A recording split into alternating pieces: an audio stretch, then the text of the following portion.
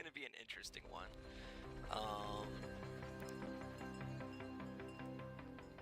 Let's go over here and ta-da.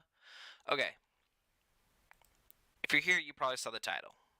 Basically, I created an operating engine inside ChatGPT. It's about a 200,000 word file. And for operating engines, they can be pretty condensed. It's a good idea about how much is in this. Basically, we'll boot it up and we'll run through. This is a playtest. It had some kinks that I worked out a little bit. We're going to boot it up, see if it can run through everything. It does have behind-scenes audits that it will do throughout the process to make sure that everything is running good, that it doesn't miss anything. If it does miss anything, it should be able to correct it. That being said, let's hop into this and see if this works. Essentially, all we're going to do is we're going to go Files. I'm going to go... let's go to Desktop. It'll be right there. And then, all we got to do is upload. It'll ask us what we should want to do with it. Okay. Review it for consistency or loopholes, stress test. We are just going to run engine.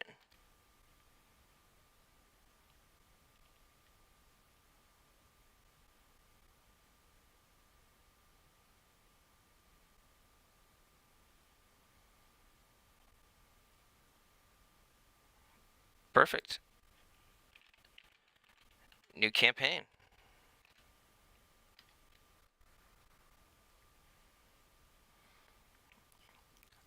We are going to be running it off of D&D 5e 2014. Select the race.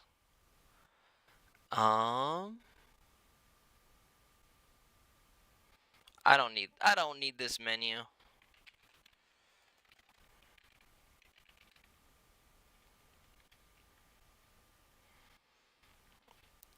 Beautiful. It has all the information. Select class. We are going wizard. And it does do things differently just to make sure that it's user friendly. The player's handbook suggests to start with ability score modifiers and like rolling for, standard array, whatever you want to do for stat allocation. People who don't play D&D, who've never played it before, like, that means nothing to them. So I try to make it as digestible as possible. Okay, perfect. Select background. Additional official 2014 backgrounds, supplement also available, such as rewarded, haunted. Perfect. That's what I was looking at. We will test rewarded. The reason being that it actually requires you to make deeper selections as far as a feat, and then the skilled feat in itself actually requires you to make more selections. So I want to make sure that this is reading things deep enough now. That was one of the issues that I had.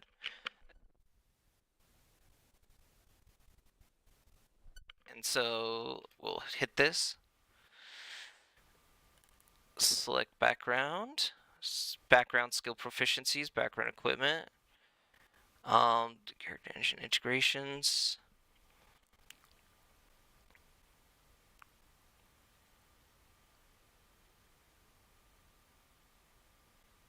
Okay, and right here it says an additional background dependency will resolve before character creation continues, ensuring nothing is skipped.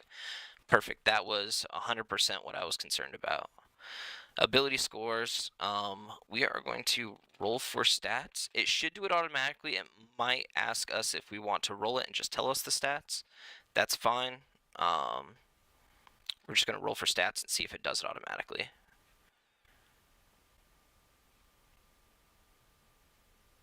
That's fine. Roll for d6. Drop.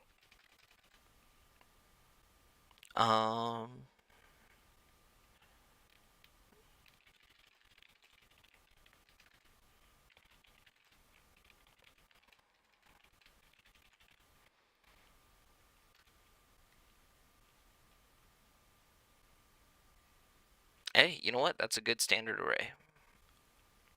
All right, this character engine is waiting assignment. Which ability score would you like to place in each of the following? So we will do, starting top to bottom, strength 10, and go dex as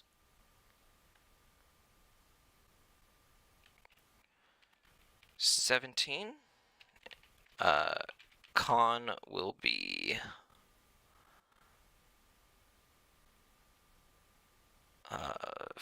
15, should it change? And then intelligence 17.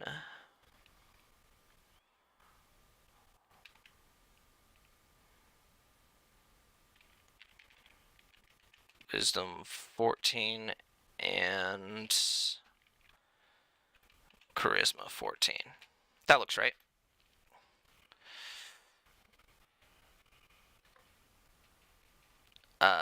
Suggestions.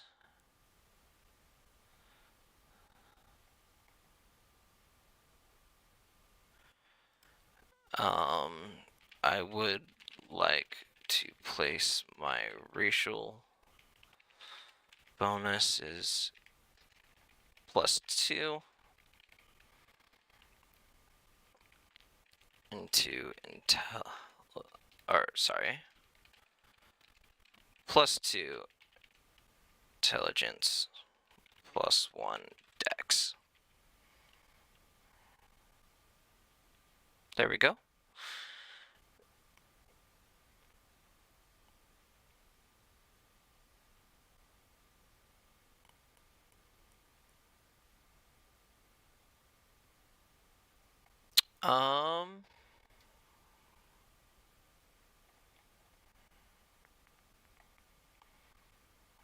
Oh, I put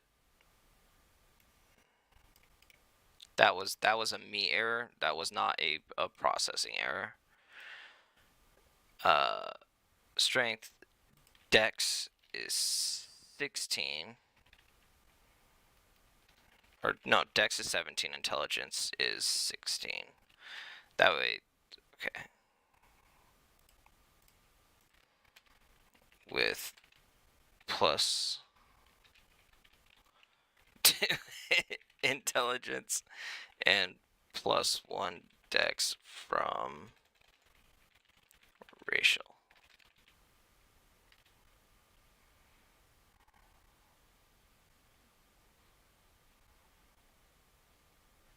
Okay, now we select skills. That was on me. That was not a system error. Choose 2 of the following. Okay, we're gonna go investigation and arcana.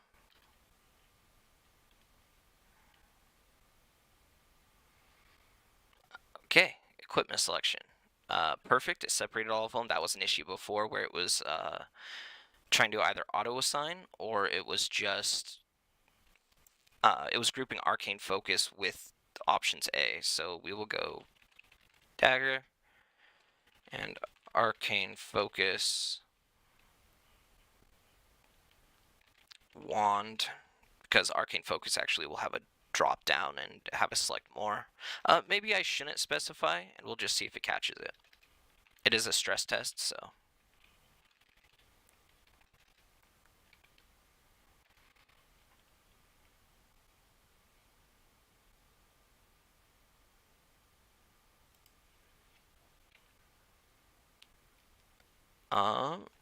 Explorers pack.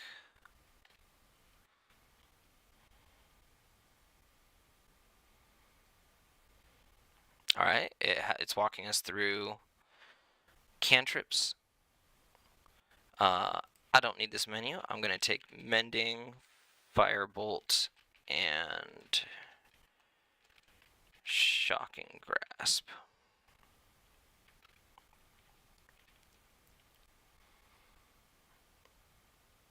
Okay, spellcasting, 6 first level spells. Once I select these, it should also help us prepare spell list.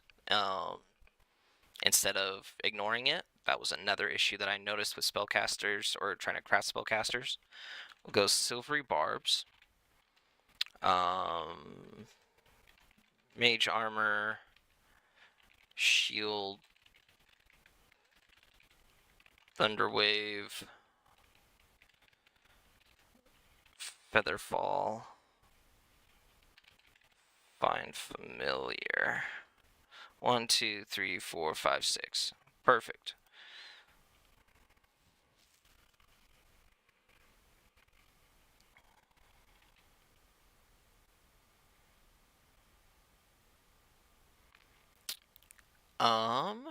Prepared spells under 5e 2014 at first level with intelligence 4 can prepare level 1 with so 5 prepared spells. Since you control 6, okay, perfect. That is exactly what it needed to do. So we will do not prepare feather fall.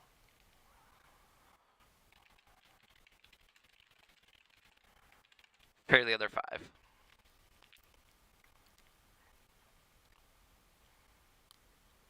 All right, character identity.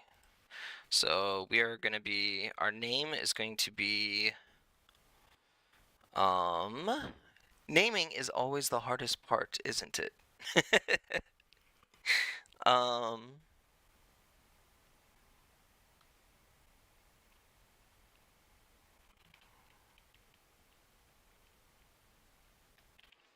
just going to name myself Ash.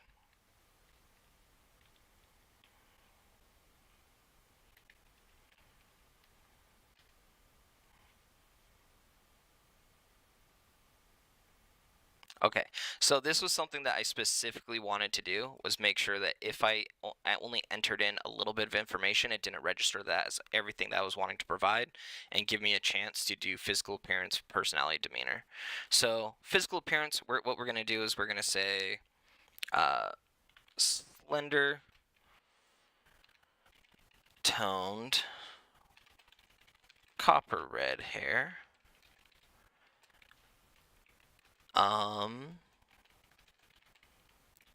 pale complexion, my bad, with honey pot eyes. There we go. Demeanor. Let's say he is calm and casual. This approach often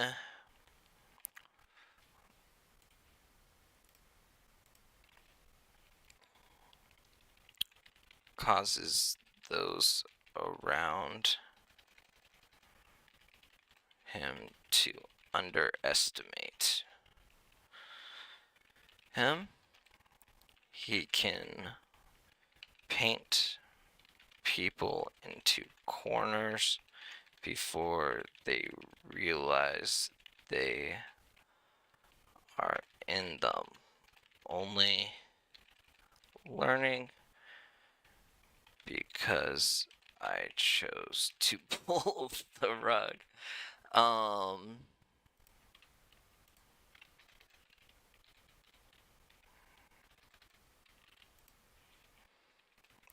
I like to solve problems and am a survivalist. Crafter.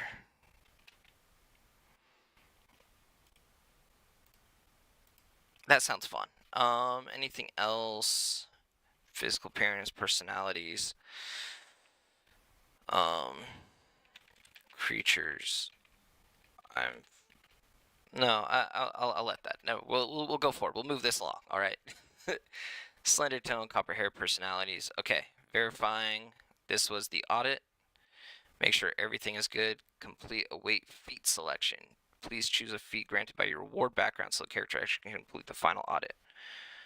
I choose skilled.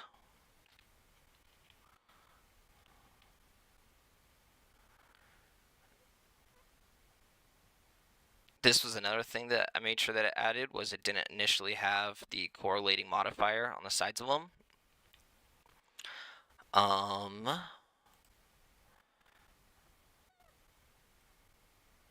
It should register that perception is actually something that I should have from my character race. If it doesn't pick it up, we'll walk backwards. Let's go survival.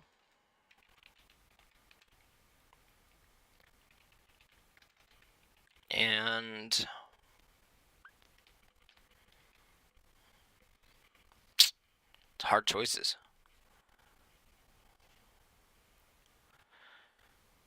Survival,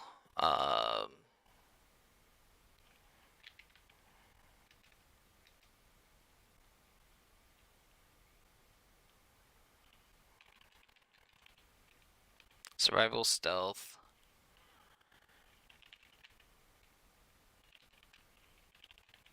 animal handling.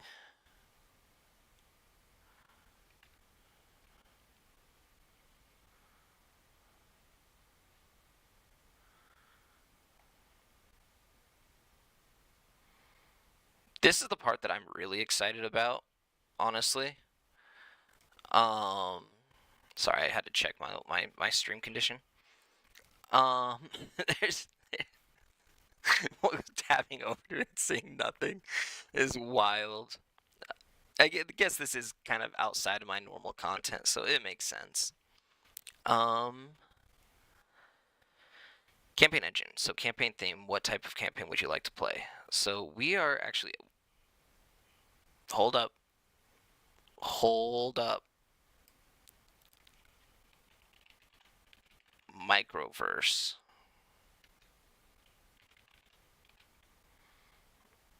I'm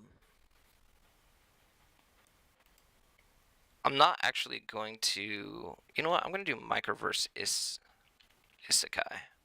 That way everything's kind of alien to me. That sounds fun. So this is another thing. Your description or your own concept, you can say whatever you want. You don't have to just select from these options. Once the theme is selected, we'll continue with gameplay pillars, difficulty, tone, and configuration. So you get to fully design what campaign you wish to run.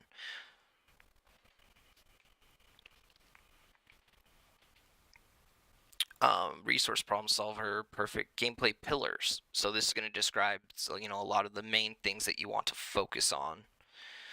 I'm going to go crafting, harvesting.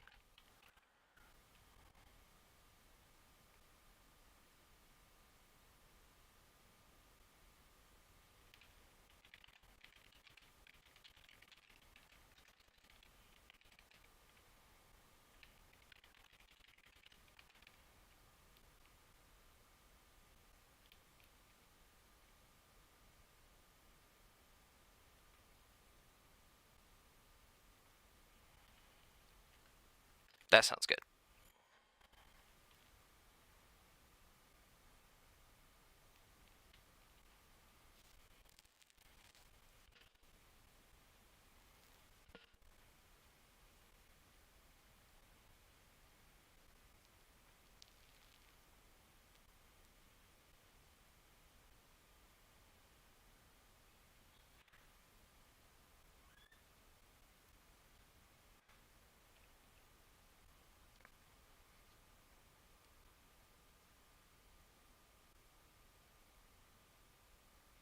Okay.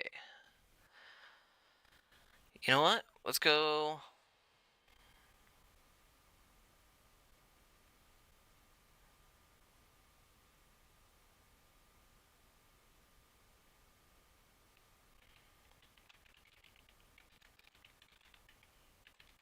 I want to go challenging. We're gonna make sure that that there's a little bit of pressure behind this. That's okay for me. If it'll let me send it.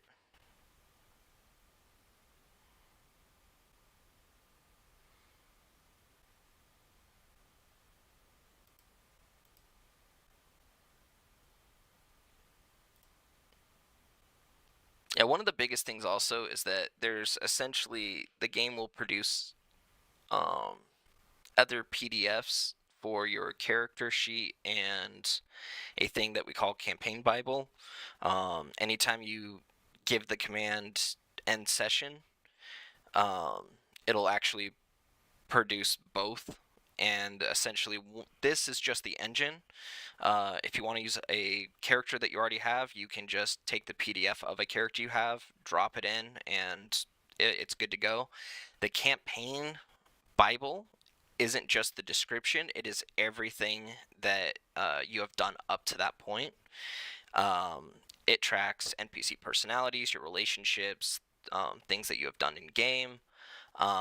It does all of it. So basically, you need the 3 PDFs once you start to just at any point continue your game. The importance of it is that eventually you will get so far down in the chat that it can't reference things that happened before. I would typically make it to levels 1 to 5 before I started seeing drifts in continuity. Um, and the campaign Bible was essentially my solution to that. So.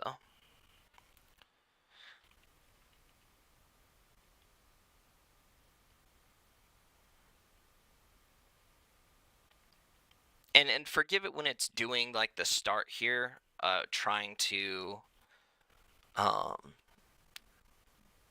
basically generate an entire world for you that is functioning and playable.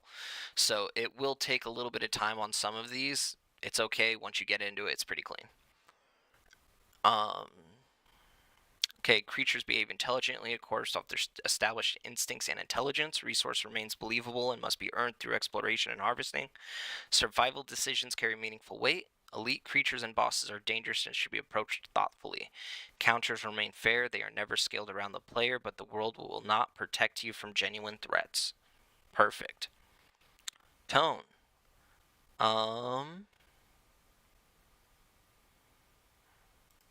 We're gonna go Wonder Adventure.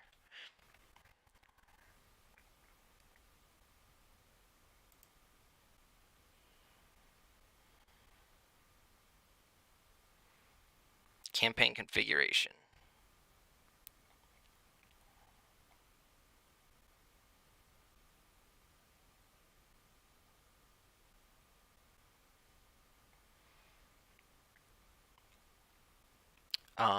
Magic frequency.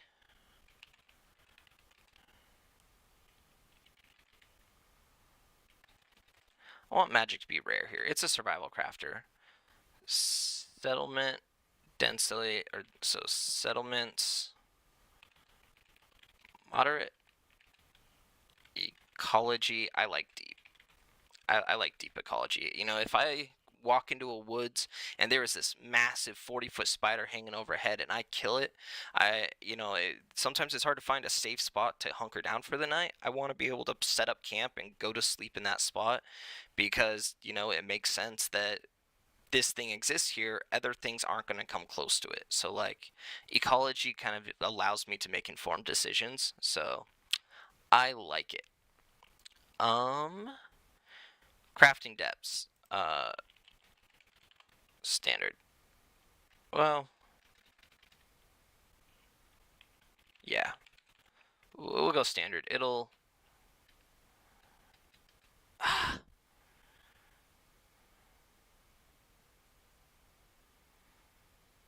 I'm just not going to specify crafting. It'll do it in game. Sort of abundance.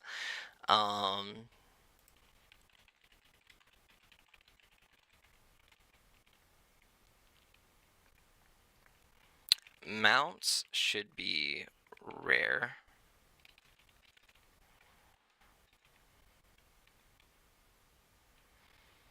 Weather severity.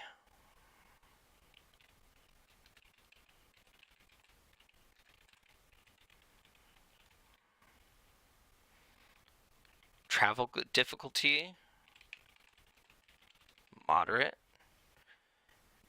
Dungeon frequency.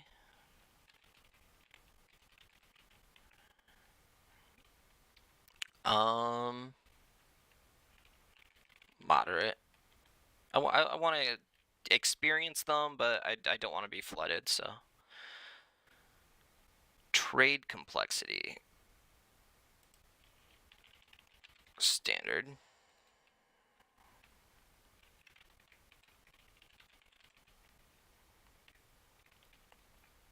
Political complexity.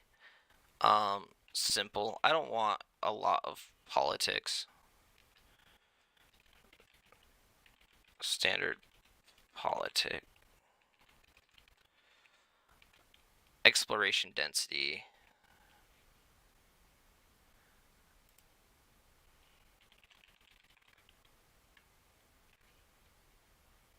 Standard. Okay.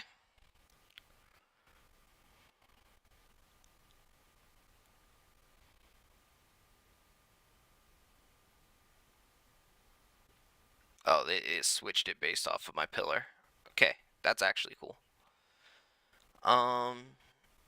Final world assumption. Examples of blade of grass approximately 30 feet. A sewing needle is comparable to a rapier. A human arrives here through isekai. Magic is exception where certain materials possess unique properties. The world has 2 moons. Any other permanent truths unique to this campaign?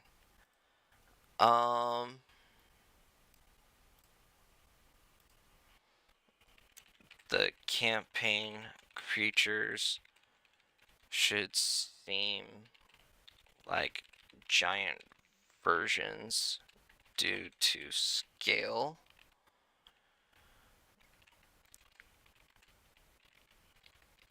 It should be filled with fantastical creatures and not modern era.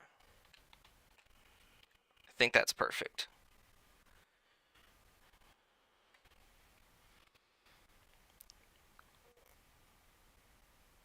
World is my everyday objects and plants appear colossal in the creature design.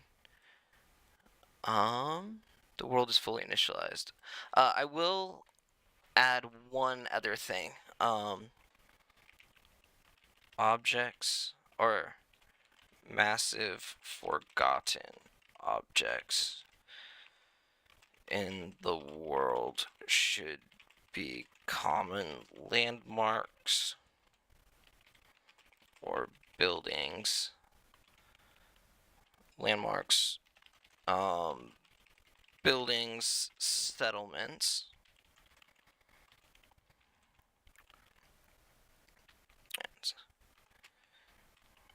As far as lore is concerned, they will be old. What's a good way to say this?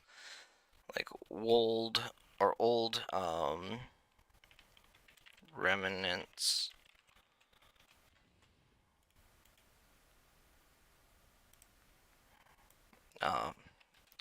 old things that once belonged to a race of giants long forgotten.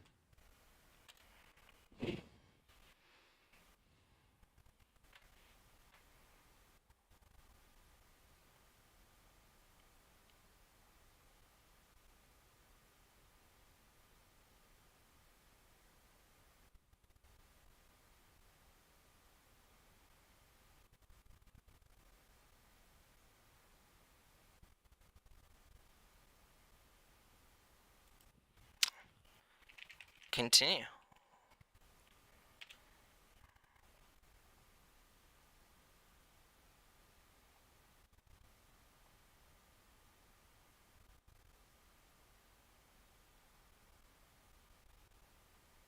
Alright, so it generated the campaign Bible. This is not it, but that's okay. World initiating.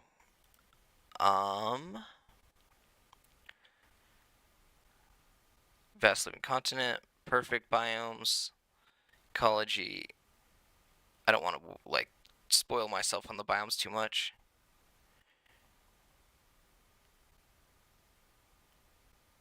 Alright, and we're in. Okay. A deep rhythmic echoes through the darkness. Thump, thump, thump. Then consciously, cold air fills your lungs. The scent of damp earth, crushed moss, and wildflowers hangs in the morning. Your eyes open to the pale sky, framed by the towering blades of grass that disappear hundreds of feet overhead. Tiny beads of dew cling to their edges like suspended crystal lanterns. You lie in the shallow beds of soft moss beneath the shelter of an enormous curled leaf. Nearby, clear water trickles through the narrow streams no wider than your forearm. Though the creature, though the creatures of this world, it would be a rushing river. Something immense dominates the horizon. Its weathered metal surfaces rises from the forest like the wall of a forgotten fortress, a rusted sewing needle.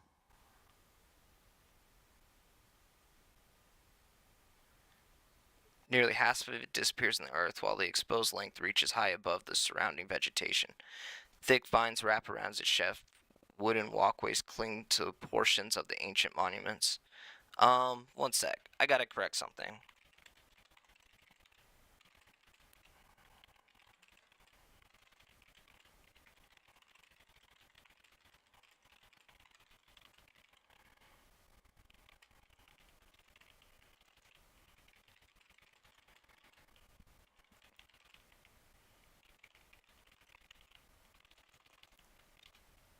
Maintain uh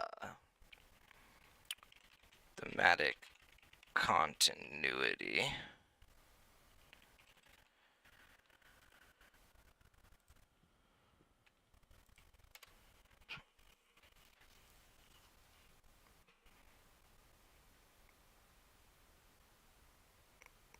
Yeah, under the simulator. So this is something that I was trying to establish. I think I'm going to have to add a couple more things.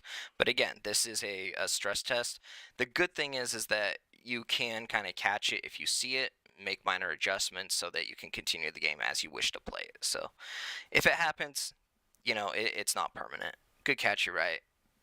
Damp earth crush. Okay. Uh, not a weathered, not a needle. A weathered brass thimble. Its walls are molted with age and streaked with emerald moss. Times have softened its once perfect shape, while vines climb the sides and disappear through the ancient cracks near its rim. Tiny structures cling to the lower exterior, while timber platforms, rope bridges, and carved stone stairways have slowly expanded over generations. Smoke curls lazily through chimneys built into the old metal shell. Whatever civilization first discovered it is long forgotten. Now it is simply known as Thimblehold, one of many settlements built upon a relic of the giants. Farther beyond, partially hidden by the forest canopy, the curved silhouette of an immense overturned ceramic cup forms white cliffs of another distant landmark. A narrow game trail winds towards Thimblehold. Another disappears into untouched wilderness where colossal flowers bloom beneath. The world is quiet, waiting. What did you do? Uh, I will head to Thimblehold.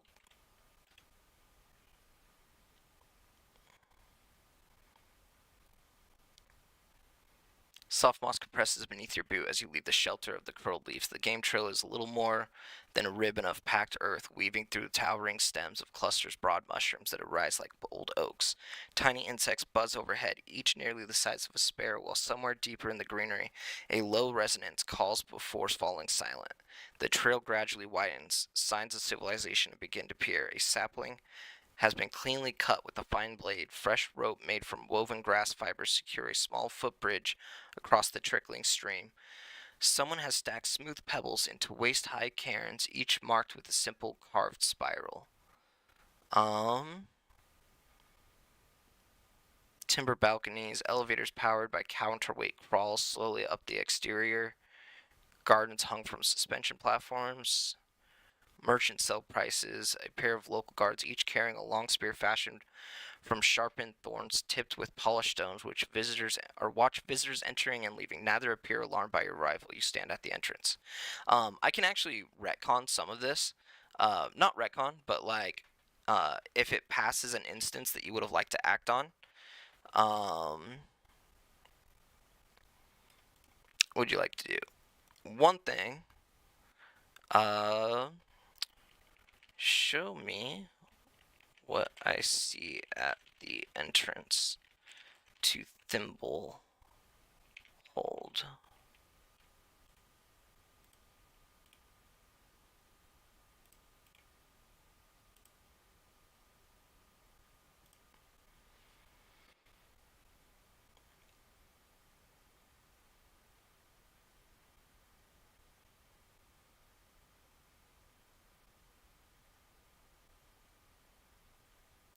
Immediately inside. You know what? I could say make an image.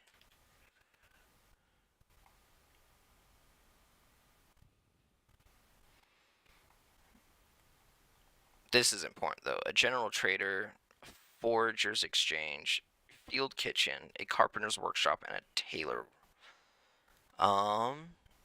Hunters gather barter mushrooms, lanterns, pottery, backpacks, cooking utensils. Okay. I'm excited to see what this looks like.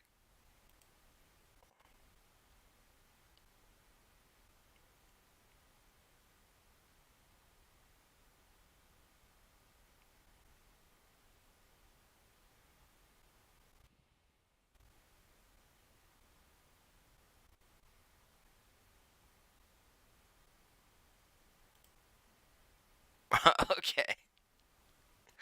That's that's pretty cool. I expected it to be more like all built up to it. I kind of like that it's kind of like out and about here. Like that's dope. Okay. Who would be carpenter, tailor, and leather worker? I think that might be the best way to get some kind of footing in this world. Let's go.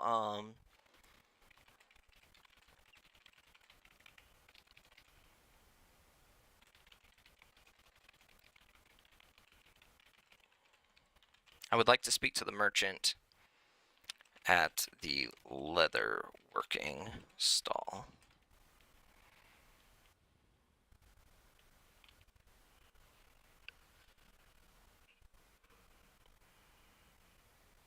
You make your way through the morning crowd. The smell of fresh tan leather grows stronger with every step.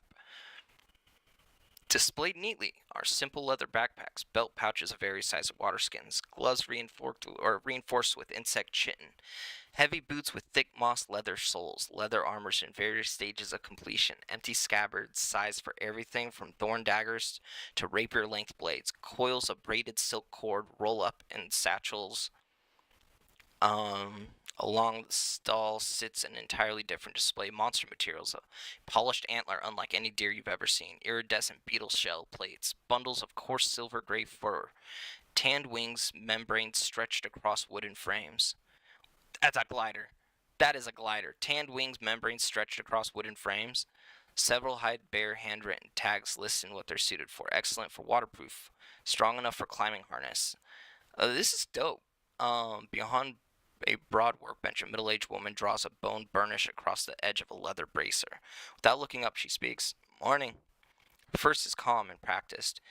You've got the look of someone who's either about to spend coin or someone hoping to learn. What can I do from you? Okay, I'm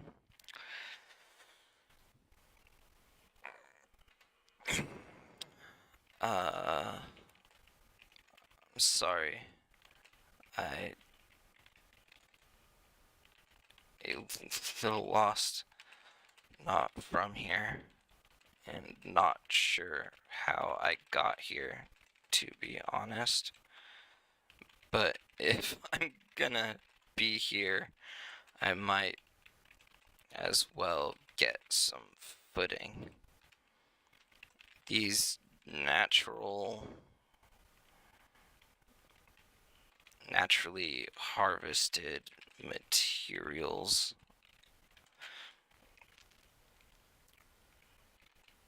What ones are you interested in? Oh, naturally harvested materials.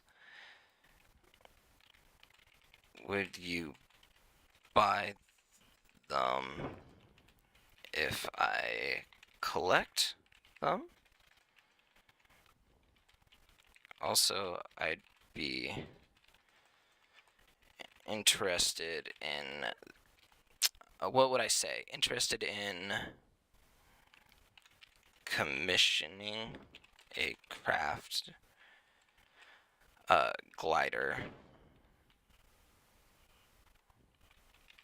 I would provide the resources if you'll tell me where I can Search for the materials.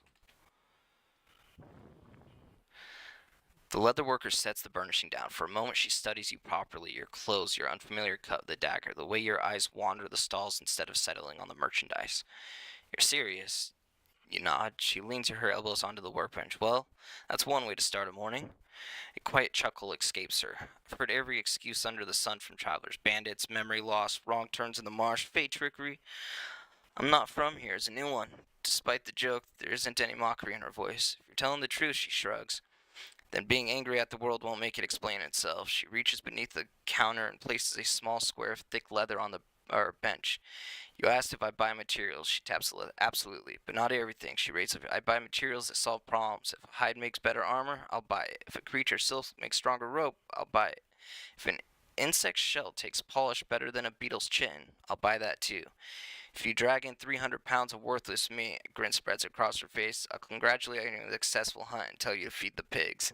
She folds her arms and don't think in terms of monster parts, thinks in terms of material. At the mention of the glider, expression is brightened. Oh, now that's interesting. She walks towards a rack hanging from one side of the stall. Several folded frames rest here. Some a little more than cloth stretched over bent branches. Others are reinforced with polished bone ribs and translucent membranes. She unfolds one carefully. It isn't impossible, but I couldn't build one for you today. She runs a hand across the wing. A proper glider isn't just leather. It needs flexibility, strength. It needs to stay light. The wrong material snaps, the wrong material tears, the wrong material gets you killed. She pauses before continuing. I could build you one if you brought me the right materials. She begins counting on her fingers. I need a lightweight frame, a flexible flight membrane. Large gliding insects molt their wings skins every season. Hunters occasionally find insect sheds, though they're uncommon. Some flying creatures have suitable membranes as well, but collecting one usually means surviving the creature first. Strong binding fibers. Of rope weavers is the gold standard. Okay. A light, durable hide. If you bring me enough quality materials, I'll bring you something worth trusting your life to. Gaze drifts towards a wilderness beyond the gate. If you've got the look of someone who's planning to make a habit of going out there, if that's true, don't chase the glider first. Taps your explorer's pack. Come back alive a few times. Learn what lives in these woods. You'll probably stumble across half the materials without even trying. She offers you a warm smile. And then you do. And when you do, bring them to me. We'll build something together. Okay. That's a really good start.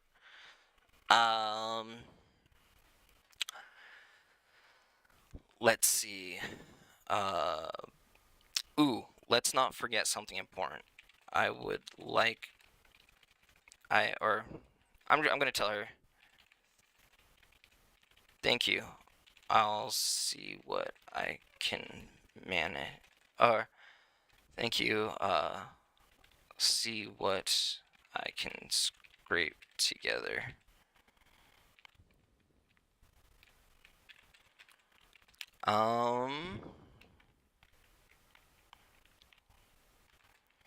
Where should I look for each of the resources?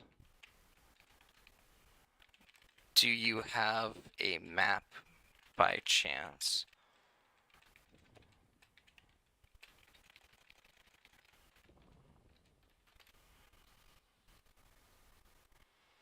That I can help with. She disappears in the back stall before returning with a hand-drawn map. Its edges stained with the years of use. She doesn't hand it to you. Instead, she says flat across the workbench and points with a worn awl. Young Springwood. Her awl taps the winding blue line. See this creek? It runs east of Thimberhold. The banks stay damp most of the year. Springwood saplings grow there. They're straight, light, and bend without snapping. Don't cut the old ones. They're heavy. The young ones shoots are what you want. Okay. Rope weaver silk. Her awl moves farther north. A symbol resembling the web has been inked among clusters of giant flowers. Bloomreach rope weavers build their webs between flowering stalks. They're about the size of a house cat. They're shiny. They'd rather run than fight. If you can collect an abandoned webbing instead of killing one, you'll get better silk. She smiles, and you'll leave the spinner alive to make more. Okay. All I'm hearing is that there's little spiders out there that are only the size of a cat that'll make me free web. If I can tame one of them, That is a full resource. Flight membranes. She traces circles over the region of scattered stone and wild. They're called sun petal fields. Every warm season, glass wings molt. They leave behind whole wing sheaths caught on branches. They're delicate. You'll ruin them if you fold them. If you're lucky, you won't have to fight anything. And harness leather. Okay, she taps another mark. These woods are home to mossbacks. They're peaceful grazers. Oh god. Thinking of them like oversized Think of them like oversized forest deer. If deer had 6 legs and barks growing across their shoulders, they had shed patches of hide every spring. You can collect those. Uh, she gives you pointed look. If you don't need to kill everything, the forest provides. Okay. She finally resolves the map closed. I'm skinning stuff. I don't care. I am 100% harvesting materials. But I can't let this lead the stall. It's one of the few maps in town, and I still need it. Okay, that's fine. She marks at the center, East Creek, where springs grow, Bloom Reach North, Sun Petal Fields.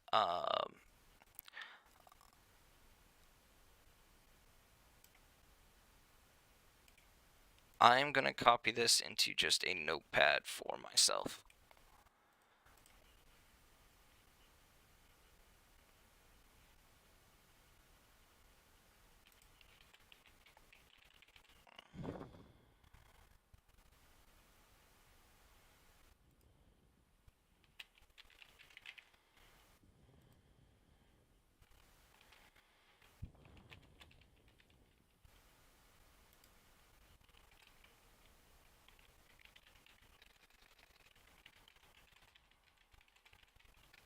Sorry, guys. Give me just a sec. Okay. I've got a quest for myself, so I don't have to ask ChatGPT to tell me, to remind me every time I want. There, that one you can keep. Sliding the sketch towards you, she says, "There, that one you can keep. It won't get you rich, but it'll get you home." She pauses, then adds a grin. "If you happen to stumble across something neither of us has ever seen, bring it to me before you sell it. I pay well for first discoveries." Um.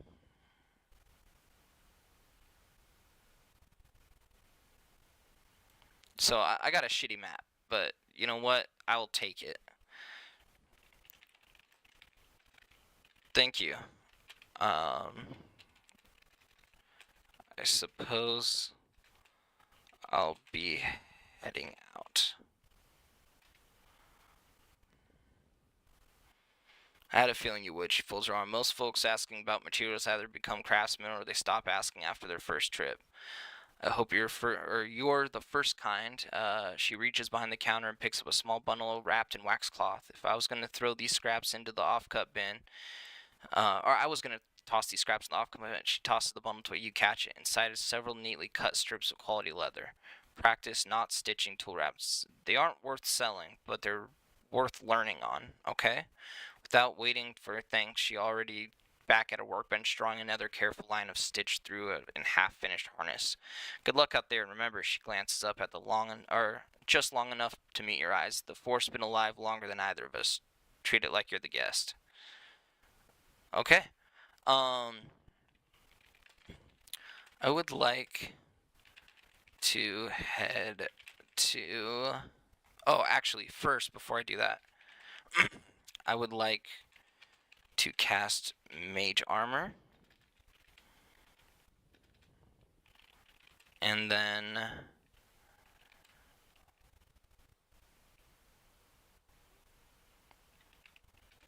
walk to the... I kind of want to do the spiders first.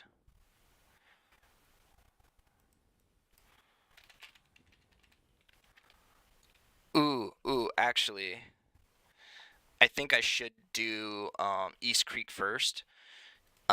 It's next to water. I can collect bugs to feed to the spiders.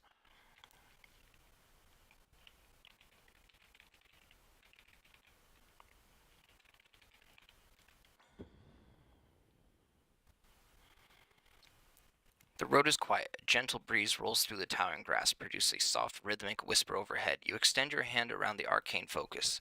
I'll be needing this. Threads of pale blue arcane energy spiral around your forearm before flowing across your clothes like liquid light. The magic settles beneath the fabric, disappearing from light, and an invisible layer of force conform to your body. The spell completes. You turn east. The path narrows. As you walk behind running water. Aha! Dude, so we got fish, we got dragonflies.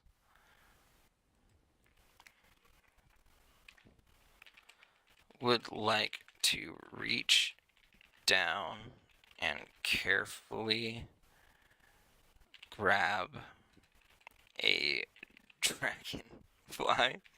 I might need a net.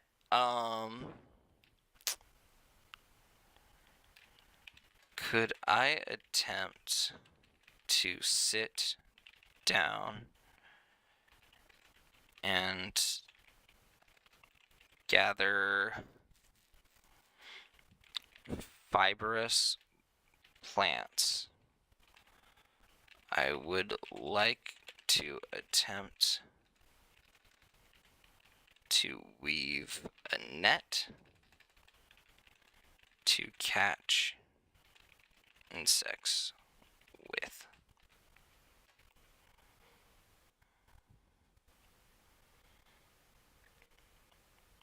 Skill check is required. Perfect.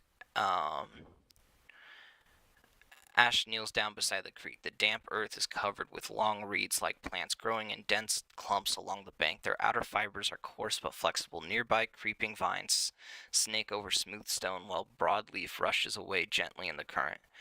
You spend several minutes feeling each plant between your fingers. Some snap immediately, others stretch before breaking. Eventually, you begin pulling handfuls of the strongest fibers free and laying them beside you in a neat bundle. You have enough raw materials to attempt weaving. The question is whether your experience allows you to produce something. Please roll a 1d20. Okay, roll 1d20 plus 4.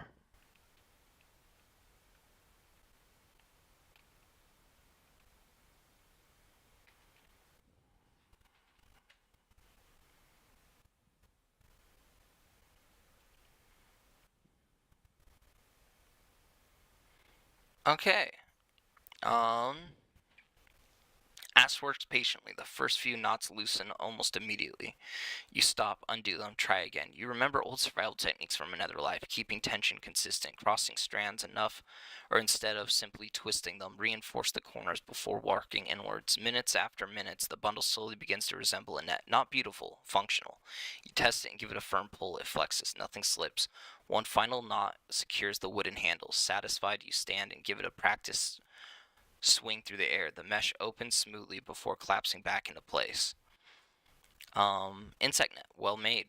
Local fibrous plants. As you admire your work, a faint shimmer catches your eye farther downstream. Several tiny creatures, no larger than hover over a cluster of blue flowers. Their wings glimmer like stained morn.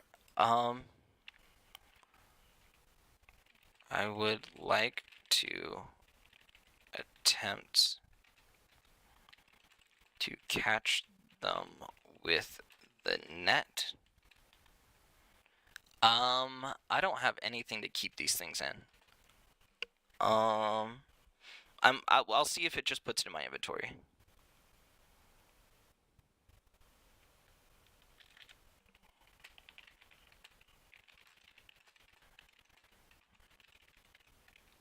I don't want to tell it to add it to my inventory. I could. That feels cheap, though. That feels Skyrim-y. Alright, I want to have, like, a jar or something, or just, if they're alive, I need to be able to keep them, or, like, if I just kill them, I need to just kill them. This is more or less, like, I could say that, and it would probably do it, but, we'll see how it interprets it first, for the sake of stress testing. The exploration engine evaluates your intention. Player intent: catch one of the unknown flying creatures using your handmade net. Intent resolution: objects: capture a living unknown creature. Applicable engine: explore engine, create or creature engine, ecology engine, inventory engine. Successfully uncertain: yes. Failure: or failure meaningful? Yes. A chill check is, or skill check is required. These are all the forms of audits. So if you describe a scene or describe an action, it runs it through a list of audits depending on what engine it's applicable to, and then discerns what to do. You crouch low. The creature continues drifting lazily between the blossoms. Let's get down here. Because you're attempting to quietly approach and precisely sweep the net, the simulator determines this is a dexterity sleight of hand check. You are proficient. Modifier +6. Yeah. Roll 1d20. I'm going to roll just 1d20. I'm not going to add the modifier. I want to see if it'll add the modifier for me. Beautiful. You don't rush. Instead, you watch. One creature circles the flower in a slow, repeating pattern, again and again. Only after you learn its rhythm do you move one careful step, then another. Your boot sinks slightly into the damp forest. The creature continues feeding. You raise the net in a smooth sweep. The woven mesh folds neatly under the tiny flyer. Immediately, you rotate the handle downward, preventing it from darting upwards through the open. The other creatures scatter in a chorus of crystalline chimes before disappearing among the towering flowers. The one inside your net flutters wildly for only a moment before settling. It isn't injured. Temporarily designated unknown flying insect, approximately the size of a hummingbird. Your translucent, iridescent wings along thread-like antennas feed the flowering plants. Agile but not aggressive, successfully captured. The insect clings quietly in the mesh. Now that it's still, you notice something remarkable. The wings aren't merely transparent. Each is covered in microscopic hexagonal scales that catch the light in stained glass. As the creature shifts, faint ripples of the color travel across the surface. Dude, this is so cool.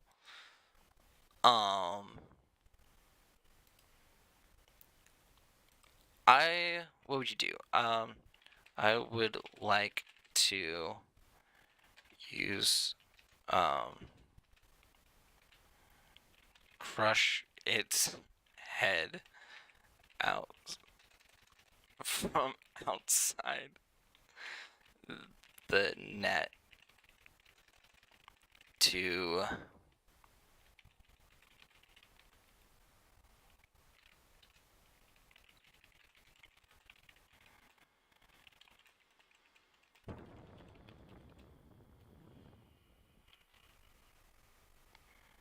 player intent: humanely kill and the captured creature and preserve it for later use. No rollers required. Okay. You steady the net against the ground. The tiny creature clings to the woven fibers. The iridescent wing folds against its body with one hand. You gently pin the mesh in place. Using your thumb and forefinger through the netting, you apply quick, decisive pressure at the baseline of its head. The movement is brief. The crystalline humming ceases. The creature goes still. You carefully loosen the mesh and lift the delicate body free. Now you can examine it closely. Several details stand out. Its body weight, almost nothing. The wings are astonishingly thin. Condition excellent. Okay, I would like to do I need more, so I would like to repeat attempts to capture more insects.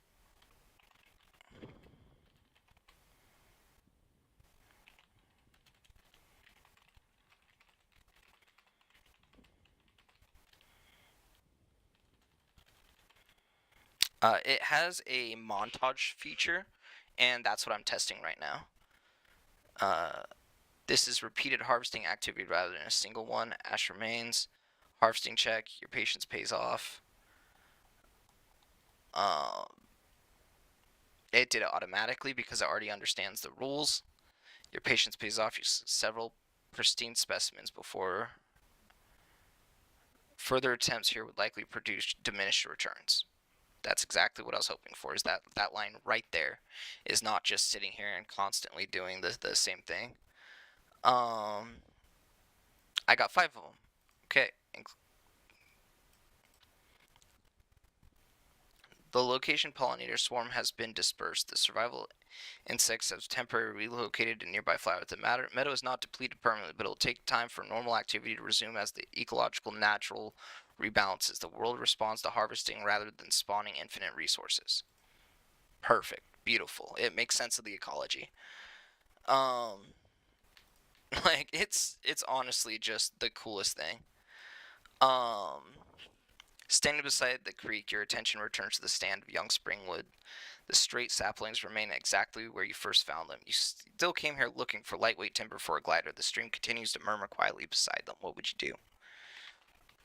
I would like to harvest enough young ones for the glider and one extra.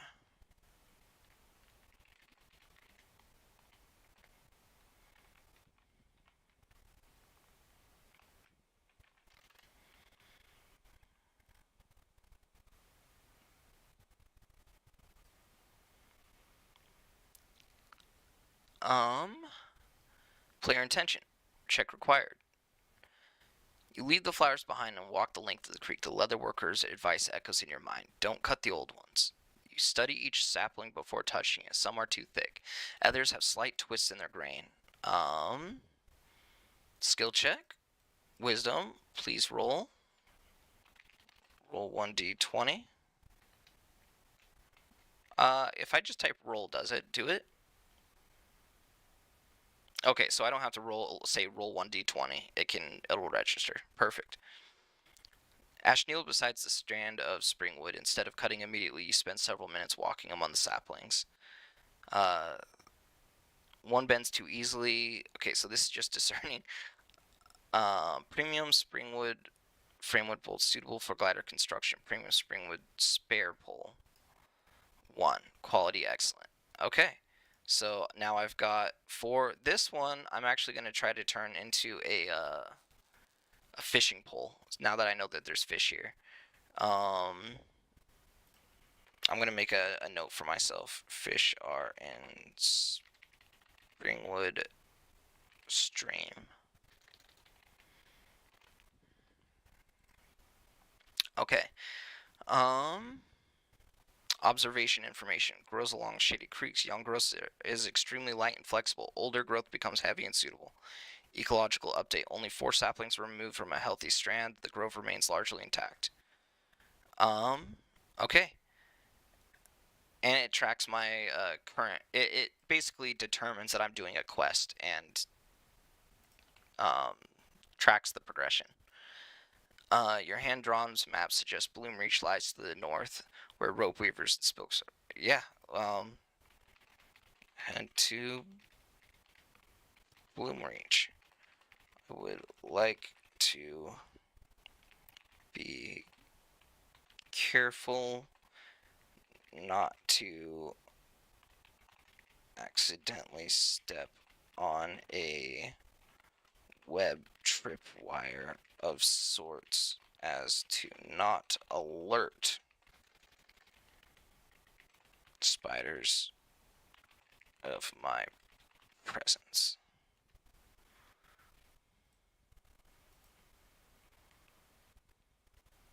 Player intent. Travel to Bloom Reach while actively searching for rope weaver, silk, and avoid any web strands that could be alert nearby spiders. This travel combines with deliberate environmental awareness. You shoulder bundles of springwood and secure it against your pack. One last glance towards the creek satisfied, you turn north. You begin studying the space between them, looking for silk, looking for anchor points, looking for anything that doesn't belong. The simulation determines that this is an investigation check. Roll. Investigation check. Roll d20. I'm rolling great this session. I will take it. The further you walk, the more often you stop.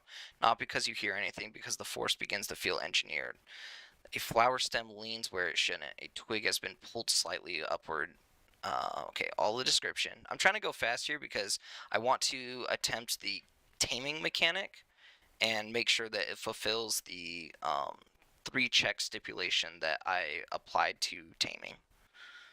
And that is actually implemented into the engine. but this is a good chance to attempt it. They're not trapping prey, they're building an alarm system. The realization changes how you move. Instead of forcing your way through, you begin weaving between strands, carefully choosing open corridors with no silk across the path.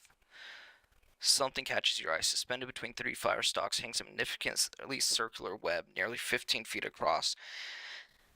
At its center sits a large spider you've never seen. Its body is roughly the size of a lynx. Long moss legs, a banished bird. Okay, so, I will like to pull out one flying insect and extend it slowly towards the spider, offering it food. Let's see if it determines that I'm trying to tame it. Because beforehand, it would just be like, yeah, you're good. Like, you feed it. What do you do next? And it's like, no, dude, I'm trying to do something here. So it has a list of audits to determine player intention. So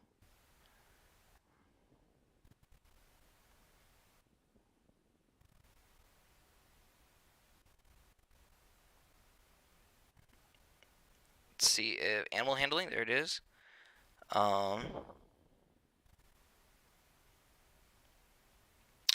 No, it didn't. It says you're not attempting to tame. It didn't discern I'm trying to tame a spider. That's okay. I am trying to tame.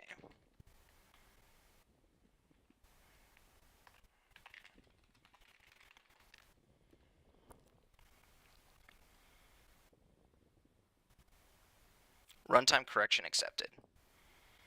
Revised player intention.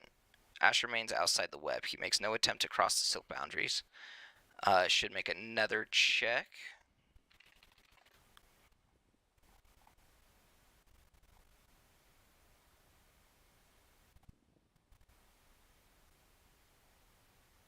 Does not lunge, it does not retreat, it simply watches its emerald eyes fixed on you as it delicately accepts the offered insects. Unlike the frantic feeding of a starving predator, every movement is measured, patient, methodical. Once the offering is consumed, it cleans its forelegs against the mouth part before returning to the edge. You remain perfectly still. You don't advance, you don't reach, you simply exist with it. Discovering registry update.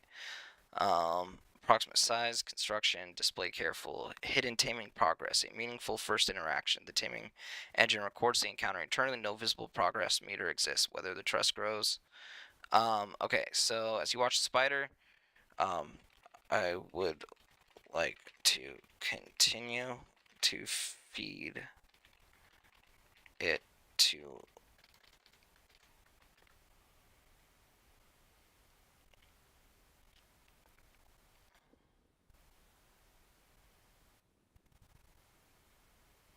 Okay, this is not a second taming attempt. I am intending to tame.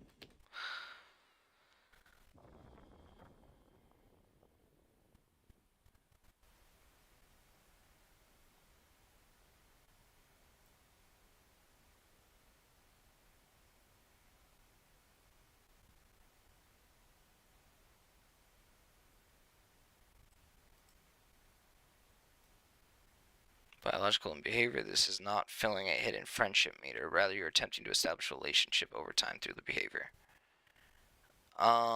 This is actually wrong. One sec. Let's see if I can. So this, I'm gonna make a note for myself. Revise taming engine, so that after this stress test, I can go through and create an audit. Reference taming structure.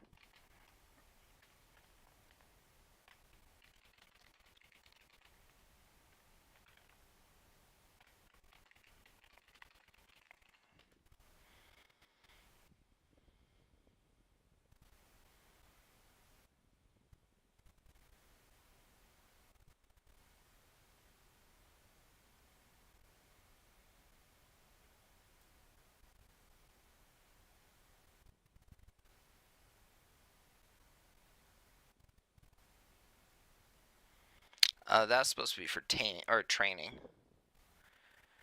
Taming using a hidden 3-minute check. Also, however, I found your Otterlodge Microverse Bible, which adds an additional campaign-specific rule. 3 check initiates when player interaction reasonable suggests taming intent. That specific rule is compatible with the engine because campaign assumptions are not allowed to extend the simulator without it. Okay, it specified it as a campaign specific thing. So I should have been using that campaign rule. Runtime correction, your first interaction with the rope weaver. Okay, so this is specifically, I'm going to copy this so I can reference exactly what it registered and why it's not present. And then I can actually go through and edit that inside the engine to make sure it's a consistency across all campaigns and not setting specific.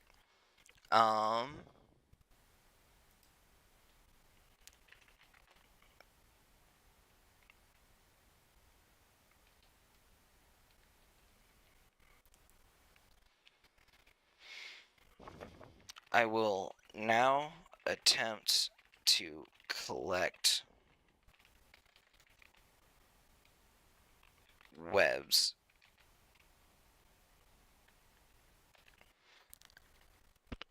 So this is an important distinction.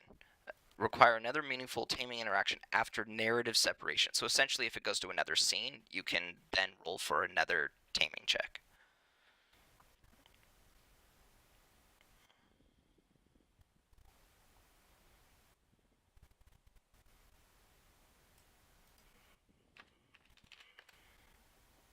So I'll have to make some changes. This is like basically just a playtest. You wait until the rope weaver turns its attention towards the repairing of its upper web. Then only then do you not towards the web itself, tower the leaf. You keep an eye on the silk network, carefully tracing each supporting strand before your hand ever enters the space. Harvest successful. Quantity 1 bundle. Exceptional pristine. Discover entry. Exceptional tensile strength. All right.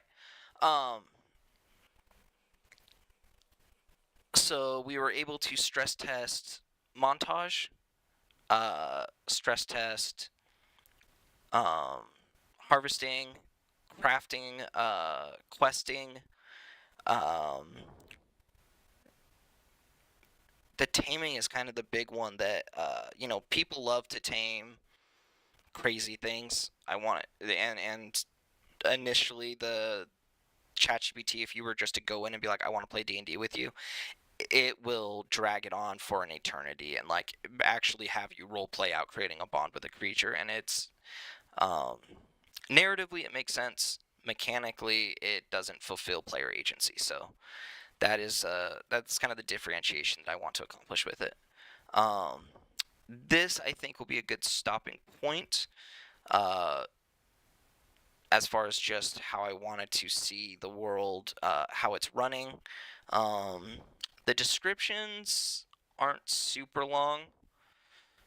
It's auditing well. It's doing everything it should. I think the last thing that I actually need to test for this one is if I type end session, it should export a current campaign Bible with all the events and a current update or up-to-date character sheet for myself that are essentially saved files.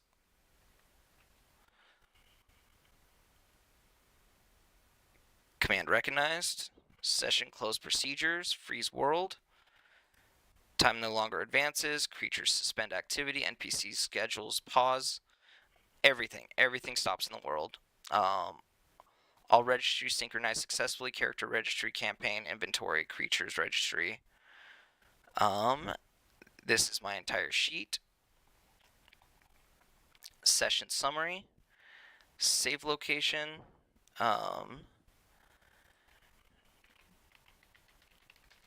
Okay, it's supposed to do it automatically. Generate PDF of campaign Bible and character sheet.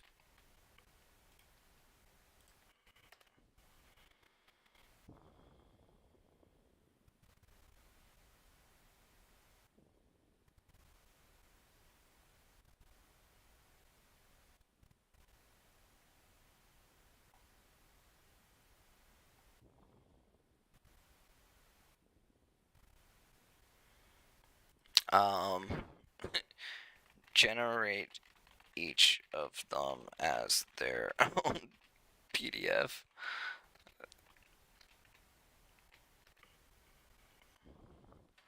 This is good to do if you just want to drag and drop them, but also if you want to, like, if you want both of them and just keep them together, like, that's cool. I can do that if I ever want to just continue this world. Let me exit.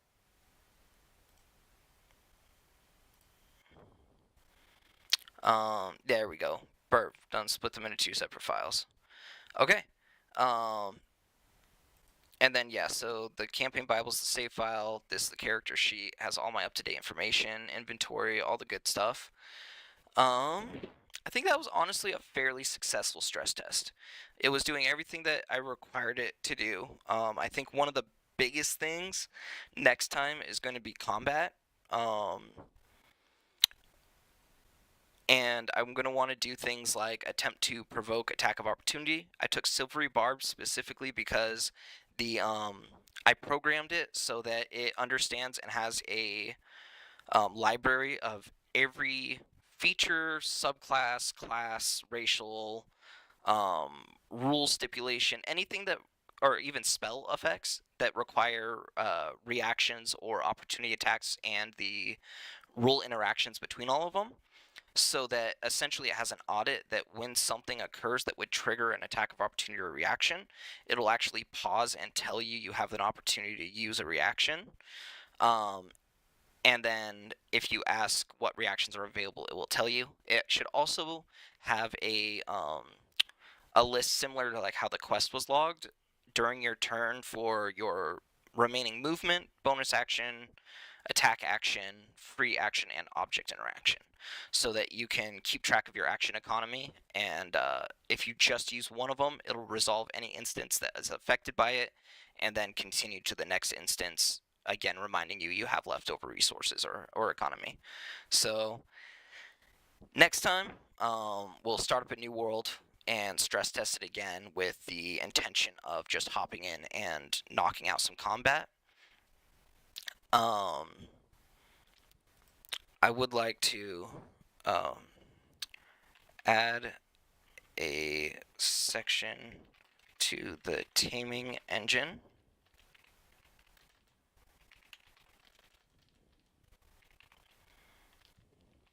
for the 3-check taming. This is not campaign specific. This is engine operations foundation. I'm just gonna say engine operations. I don't want to say foundation because I don't want it to prioritize it over other stuff.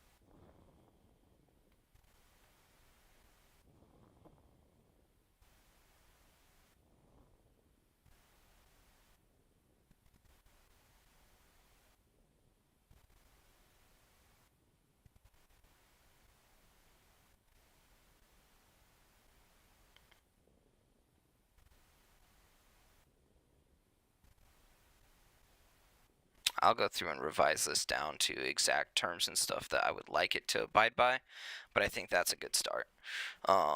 There's quite a few wordings and stuff that I want to change to make sure that this all functions the way I intend it to. I'm gonna have to go through and edit all of the stipulations, but it's just another of the countless engines that I have running in this. I'll edit this, and then next stream we will stress test combat and see if there's any changes to the engine that we need to make from there. I'm gonna have to make sure that this all reads correctly, and then turn it into essentially an operation engine, instead of just being fucking words. But yeah, all right. I think that is where we will cut the stream and kick this off later.